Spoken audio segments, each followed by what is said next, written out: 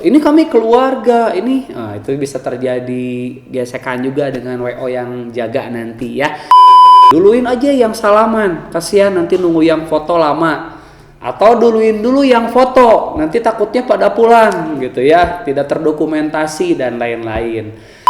Nanti disolusikan, apakah misalnya makanannya flow-nya diperlambat ya. Mungkin teman-teman pernah datang ke undangan, pas mau ngambil makanan nunggu dulu dimasak di tempat gitu ya. Nah itu salah satu cara untuk memperlambat.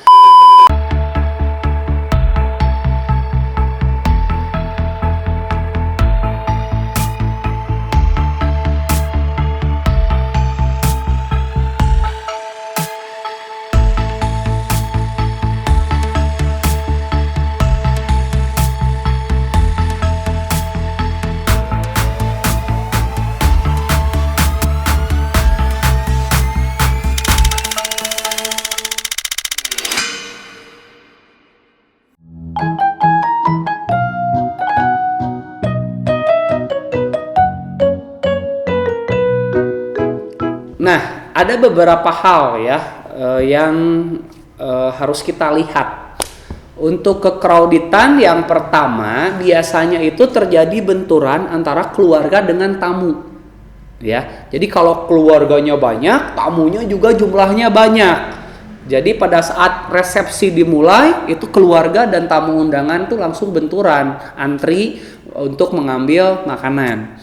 Nah, jadi salah satu alternatifnya bisa saja keluarga itu makan beratnya itu pada saat setelah akad nikah. Biasanya secara prosesi akad, kemudian resepsi. Nah, dari akad ke resepsi itu ada jeda ya. Nah, jedanya itu biasanya secara umum digunakan untuk coffee break saja ya. Ya, makanan-makanan yang tidak terlalu berat seperti lontong kari misalnya ya, ada soto misalnya dengan kopi teh.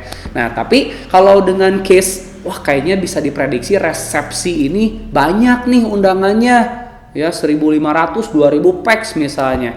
Supaya tidak benturan dengan keluarga, buffet untuk keluarga itu bisa dibuka di jeda itu setelah akad nikah ya. Nah, jadi nanti pada saat resepsi paling tidak keluarga sudah makan berat.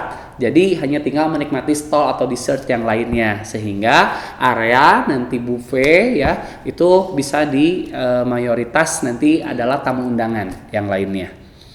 Kemudian selanjutnya bisa juga misalnya dari layouting ya, posisi buffet itu jangan terlalu dekat dengan tangga turun ya. Jadi orang turun biasanya langsung antri ke area makanan. Nah itu jangan terlalu dekat. Kalau terlalu dekat nanti terjadi penumpukan, nanti stuck ya. Nanti alurnya itu tertutup dari antara yang turun itu nanti sudah nyambung dengan yang antri nantinya.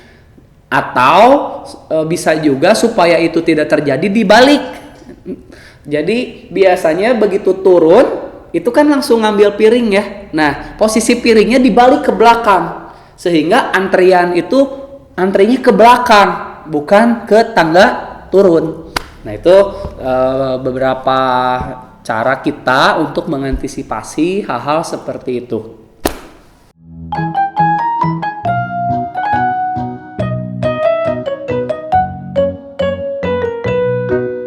Oke ya, nah untuk case seperti ini kita kebetulan beberapa kali juga pernah mengalami ya. Misalnya acara dimulai jam 11 pas itu ternyata hujan besar. Tamu sudah datang ya, kondisinya hujan. Secara rundown itu biasanya kan waktunya untuk prosesi masuk pengantin, entrance atau mapag pengantin gitu ya. Itu nggak usah panik, nggak usah khawatir karena harusnya poin-poin seperti ini tuh memang sudah kita pikirkan sebelumnya ya. Jadi sebelum acara itu kita harus memastikan kenyamanan jika hal ini terjadi. Makanya kalau di venue outdoor itu misalnya harus menggunakan tenda. Nah, tenda ini untuk apa saja? Untuk makanan, untuk musik, untuk pelaminan ya. Dan lebih bagus lagi kalau venue outdoornya semi outdoor. Jadi ada area indoornya juga misalnya ya. Jadi itu bisa juga digunakan alternatif nih kalau terjadi hujan. Jadi opsinya yang kami lakukan Kalau ada area yang memungkinkan ya untuk indoornya, itu biasanya kita akan move langsung secara on the spot, kita bikin mini pelaminan di situ ya.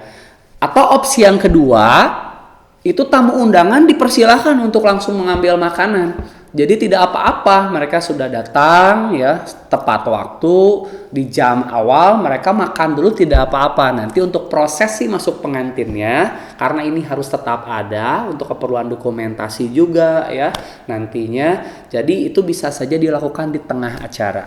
Itu memang tidak ideal ya, tidak sesuai plan, tapi terprediksi dari awal, sehingga jika terjadi pun ya kita sudah siap actionnya, tidak kebingungan. Itu aja mungkin.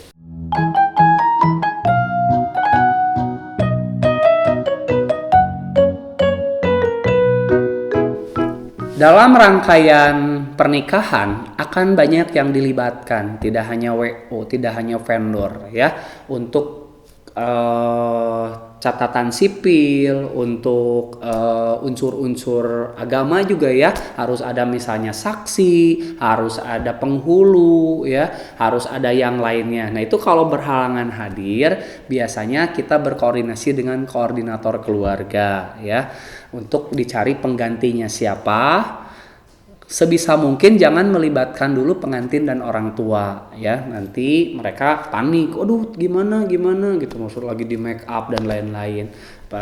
Padahal itu sesuatu yang bisa terantisipasi, itu tinggal dicari saja gantinya. Dan kalau untuk juru bicara atau yang menyampaikan maksud dan tujuan atau yang menerima, kan memang itu bedanya harus ada yang disampaikan ya. Jadi orang lebih tidak siap kalau saksi tidak hadir, cari gantinya, ya udah, yang penggantinya tinggal duduk juga, nanti tinggal tanda tangan.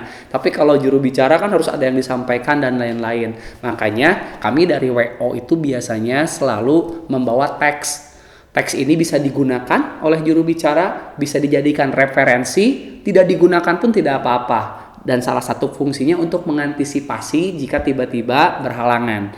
Nah, ketika ada yang berhalangan, ya kita mungkin tidak akan terlalu kesulitan mencari penggantinya, beliau hanya tinggal membaca teks yang dibuatkan oleh kita dari WO.